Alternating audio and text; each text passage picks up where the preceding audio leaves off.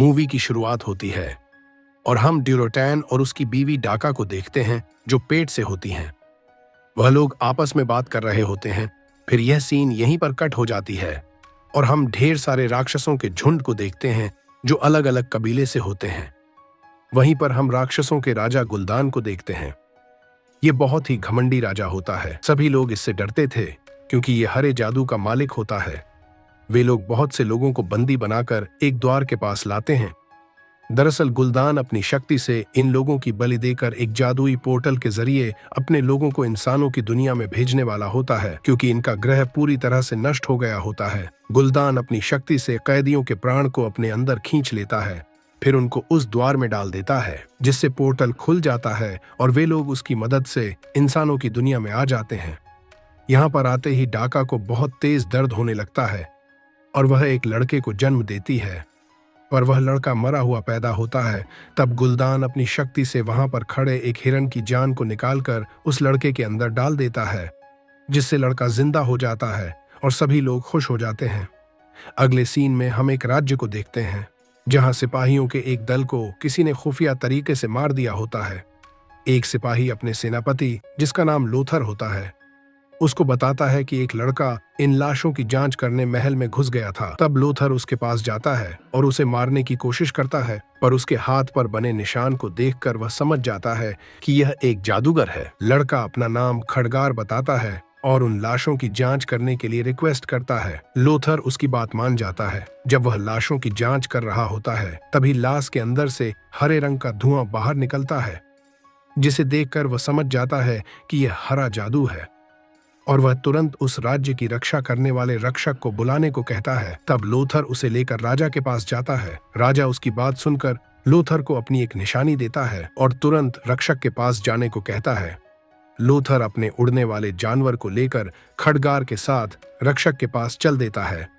कुछ घंटे में वे लोग रक्षक के महल पर पहुंच जाते हैं, जहां रक्षक का दोस्त मोरोस उनका स्वागत करता है। लोथर खड़गार को वहीं पर रुकने को कहता है और वह मोरोस के साथ रक्षक के पास चला जाता है। खड़गार वहां पर रखी किताबों को देखने लगता है। तभी उसके हाथ का निशान चमकने लगता है। दरअसल वह निशान एक किताब की ओर इशारा कर रहा होता है। वह उसकी मदद से उस किताब को ले लेता है। इधर लोथर रक्षक के पास पहुंचकर उसे राजा की निशानी देता है। तब वे लोग खड़गार के पास आते हैं, जिसकी बात सुनकर रक्षक भी हैरान हो जाते हैं। लोथर के पूछने पर रक्षक बताता है कि हरा जादू किसी की भी इच्छा को पूरा कर सकता है, पर बदले में यह लोगों की जिंदगी छीन लेता है। इतना बताने के बाद रक्षक उन लोगों को लेकर सीधा राजमहल में पहुंच जाता है। वहां पर पहुंचने के बाद वे लोग योजना बनाते हैं कि हम एक राक्षस को जिंदा पकड़कर उससे उनका मकसद पूछेंगे कि वे लोग यहाँ क्यों आए हैं और क्या चाहते हैं। पूरी तैयारी करने के बाद वे लोग तुरंत वहां से निकल जाते हैं। रास्ते में राक्षस इन पर हमला कर देते हैं और वे लोग उनका सामना करने लगते हैं, पर सिपाही राक्षसों के सामने टिक नहीं पाते हैं। अपने लोगों को हारते देख रक्षक उनके ऊपर हरे जादू का प्रयोग करता है, जिससे वे लोग मर जाते हैं और जो बचते हैं वे लोग वहां से भाग जाते हैं। तब रक्षक वहां से गायब हो जाता है और वे लोग एक कैदी की तलाश में राक्षसों का पीछा करने लगते हैं। उसी समय खड़गार एक राक्षसी को पकड़ लेता है। वे लोग उसे लेकर महल में आते हैं। राजा के पूछने पर वह बताती है कि मेरा नाम गराना है। हम लोग दूसरी दुनिया से यहाँ आए हैं, पर हमारे बहुत से लोग अभी भी उसी दुनिया में हैं। इसलिए हम बहुत से लोगों को पकड़कर इकट्ठा कर रहे हैं ताकि द्वार पर उनकी बलि चढ़ाकर हम अपने पूरे झुंड को इस दुनिया में ला सके। उसकी बात से वे लोग हैरान हो जाते हैं, जिस पर लोथर कहता है कि तुम हमें उनके पास ले चलो, हम तुम्हें आजाद कर देंगे। गराना उनकी बात मान जाती है। रात में हम देखते हैं कि खड़गार उस किताब की मदद से उन राक्षसों के बारे में जानकारी इकट्ठा कर रहा होता है। अगले दिन वे लोग गराना को लेकर उन राक्षसों के अड्डे पर जाने लगते हैं। कुछ दिन में वे लोग वहां पर पहुंच जाते हैं और ढेर सारे राक्षसों को देखकर हैरान हो जाते हैं। राक्षस बहुत से लोगों को कैदी बनाकर द्वार पर इकट्ठा कर रहे होते हैं। उन्हें देखने के बाद वे लोग वहां से जाने लगते हैं। तभी ड्यूरोटैन वहां आकर खड़गार को पकड़ लेता है। वह गराना से कहता है कि मेरा कबीला जंग नहीं चाहता है, तुम कल उत्तर की पहाड़ी पर इंसानों के सरदार को लेकर आना। यह कहकर वह वहां से चला जाता है। महल आने के बाद गराना सारी बात राजा को बताती है और वह जाने के लिए तैयार हो जाता है। रात में खड़गार अपने कमरे में आता है तो वहां पर रक्षक पहले से होता है। वह पूछता है कि तुमने यह सब सुराग कहां से इकट्ठा किए। इससे पहले खड़गार कुछ कहता, रक्षक सारी चीजों को जला देता है और उसे धमकी देकर वहां से चला जाता है। अगले दिन राजा रक्षक और सेना की एक छोटी टुकड़ी लेकर पहाड़ी पर पहुंच जाता है। ड्यूरोटैन उनसे कहता है कि इन सब का जिम्मेदार गुलदान है। अगर मेरे और तुम्हारे लोगों को बचाना है तो हमें गुलदान को मारना होगा। वे लोग बात कर ही रहे होते हैं, तभी ब्लैक हैंड के कबीले वाले वहां पर हमला कर देते हैं, जिससे उन लोगों में लड़ाई चालू हो जाती है। उसी समय रक्षक उनके बीच बिजली की एक दीवार बना देता है, जिससे राजा तो बच जाता है, पर लोथर का बेटा उसमें फंस जाता है। लोथर उस पार जाने की बहुत कोशिश करता है, पर नाकाम रहता है। तब ब्लैक हैंड उसके सामने ही उसके बेटे को मार देता है। अगली सीन में खडगार हरे जादू के तोड़ का राज जानने के लिए जादूगरों की नगरी कैरोटैन जाता है। वह सारी बात उन्हें बताता है और उनसे उस द्वार और एलोडाइन के बारे में पूछता है। तब वे लोग उसे एलोडाइन के पास ले जाते हैं, जिसके अंदर जाने पर उसे अपनी शक्ति और रक्षक के बारे में पता चल जाता है। रक्षक ही वह शख्स होता है जिसने हरे जादू के लिए उन राक्षसों को पृथ्वी पर बुलाया होता है। वह उसके लिए अपने दोस्त को भी मार देता है। इधर राजा राक्षसों पर हमला करने की योजना बना रहा होता है, तभी रक्षक भी वहां पर पहुंच जाता है। बिजली की दीवार न हटाने की वजह से लोथर उस पर भड़कने लगता है, जिससे राजा उसे जेल में डलवा देता है। इधर हम ड्यूरोटैन को देखते हैं, जिसे जेल में डाल दिया गया होता है, पर उसके लोग उसकी बीवी को बच्चे के साथ वहां से भगा देते हैं। अगले दिन राजा अपनी सेना के साथ लड़ाई के लिए निकल जाता है। वहीं पर हम लोग लोथर को देखते हैं, जो जेल में होता है। तभी वहां पर खडगार पहुंच जाता है और उसे रक्षक के बारे में सारी बात बताता है। तब वह अपनी शक्ति से लोथर को लेकर रक्षक के महल में आ जाता है। इधर डाका अपने बच्चे को एक नदी में बहा देती है। तभी एक राक्षस उस पर हमला कर देता है, पर वह उसे मार देती है, लेकिन चाकू लगने की वजह से वह भी मर जाती है। इधर ड्यूरोटैन गुलदान को लड़ाई के लिए ललकारता है और उन दोनों में फाइट चालू हो जाती है।